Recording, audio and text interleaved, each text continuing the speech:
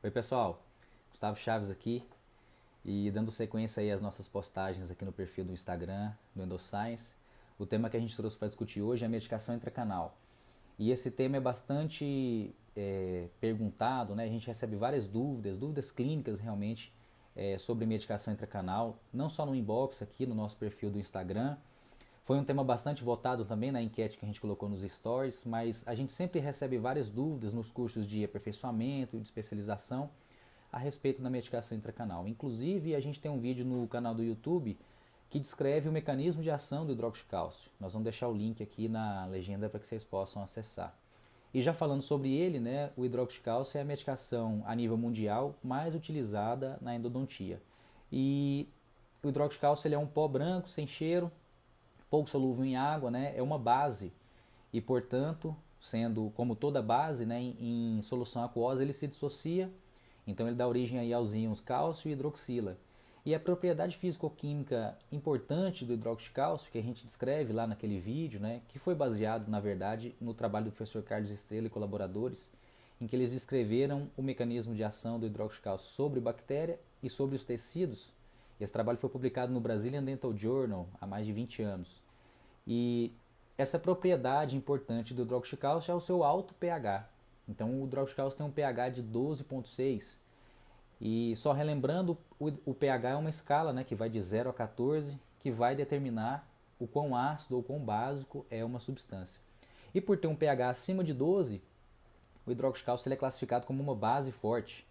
Então, essa propriedade é que permite com que ele haja descontaminando, né, potencializando a descontaminação do sistema de canais radiculares durante o processo de sanificação.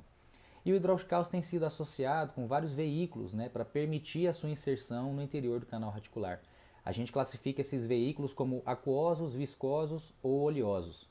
E o que a gente tem utilizado de uma forma mais padronizada na clínica é a associação do hidroxicálcio com o soro fisiológico, com a solução salina, né, porque é um veículo que vai permitir a formação de uma pasta e sem alterar o pH do hidroxicálcio, né, que é a propriedade mais importante, porque é ela que permite a sua ação antimicrobiana. Então, quando o hidroxicálcio é associado com a solução salina, essa pasta permite uma manipulação mais fácil do hidroxicálcio quando comparado ao pó, a sua forma natural. Então, uma vez formada essa pasta, fica mais fácil a sua inserção no sistema de canais, utilizando limas manuais e cones de papel, condensando pouco a pouco o hidroxicálcio no interior do canal radicular. E aí permite essa condensação, essa compactação de uma quantidade significativa de pó sem deixar espaços, né, no interior do canal radicular. E é interessante que o aspecto radiográfico do hidroxicálcio, ele se assemelha, ele tem a mesma densidade radiográfica que a dentina. Então ele fica com esse aspecto de canal calcificado. Mas na verdade, quando a gente compara ali com a radiografia anterior, né, mostrando aqui após o preparo do canal, a gente percebe que havia luz e depois da colocação do hidroxicálcio não existe mais essa radiolucidez onde havia ali a luz do canal. A colocação de hidroxicálcio nesses casos, principalmente nesse, né, onde não havia coroa e é um dente uniradicular de fácil acesso, ela é mais fácil utilizando-se a pasta de hidroxicálcio com solução fisiológica. E um questionamento frequente que a gente recebe é sobre as pastas prontas, né, já pré-fabricadas do hidróxido de cálcio. E para falar sobre elas, vou citar esse trabalho do professor Marco Antônio, que foi publicada descrevendo, comparando na verdade a composição química de pastas de hidróxido de cálcio. Então, um questionamento que a gente recebe é, professor, essas pastas prontas elas não têm uma concentração alta do hidróxido de cálcio, como a pasta de hidróxido de cálcio PA e solução fisiológica, hidróxido de cálcio PA e água de injeção ou água deionizada, enfim, porque essas pastas elas possuem praticamente 100% de concentração de hidróxido de cálcio disponível para fazerem dissociação e tornar o meio mais alcalino. E algumas dessas pastas, o Ultracal, por exemplo, que eu trouxe como exemplo aqui, elas só têm 35% de hidróxido de cálcio. E aí ela ainda tem um radiopacificador, que nesse caso é o sulfato de bário, e a metilcelulose, que é o seu veículo. É um veículo viscoso. Quando a gente compara ali com a pasta de hidróxido de cálcio PA, 99 a 100% de hidróxido de cálcio, ou seja, é uma pasta praticamente pura. Mas essas formulações prontas, elas são interessantes, apesar de não terem uma concentração 100% de hidróxido de cálcio. Em que caso em que isso acontece? Bem, como a gente comentou anteriormente, Nos casos em que há fácil acesso para a colocação do hidróxido-cálcio, dentes anteriores, unirradiculares, canais amplos, o caso que a gente mostrou anteriormente era uma fratura, então já não havia mais coroa, né? Então o acesso ao canal fica muito mais facilitado.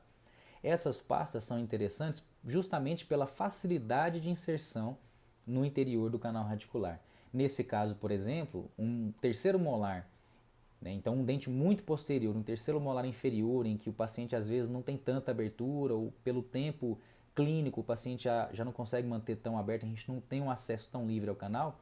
Nesse caso foi feito aí o retratamento, então a remoção de toda o material obturador para posterior colocação aí da medicação intracanal, e nesse caso foi utilizado o Ultracal, que é uma pasta de hidroxicálcio com metilcelulose.